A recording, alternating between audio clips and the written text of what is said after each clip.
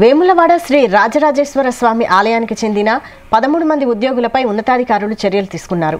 విధుల్లో నిర్లక్ష్యం, అవినీతి ఆరోపణల నేపథ్యంలో వారిపై చర్యలకు ఆదేశించారు. వీరిలో 3 ఏఈఓలు, 4 పర్యవేక్షకులు, 1 సీనియర్ అసిస్టెంట్, 2 జూనియర్ అసిస్టెంట్లు, 2 పొరుగు సేవల సిబ్బంది ఉన్నారు.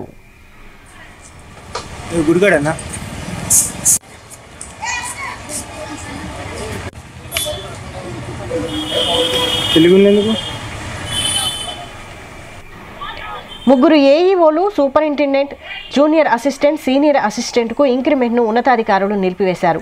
15 రోజుల్లోగా ఆలయ ఖజానాలో 1,88,000 జమ చేయాలని, ప్రసాద విభాగం పర్యవేక్షకుడికి 80,000 జమ చేయాలని జూనియర్ అసిస్టెంట్కు ఆదేశాలు జారీ చేశారు.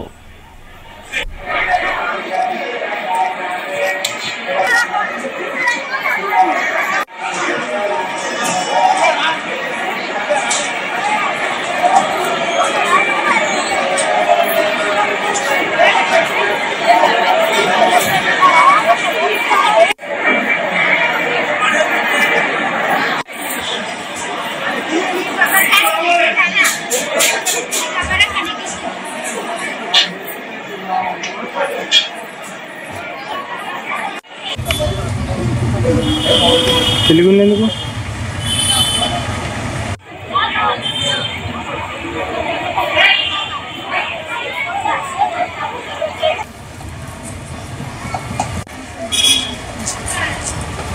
గుడికాడన్నా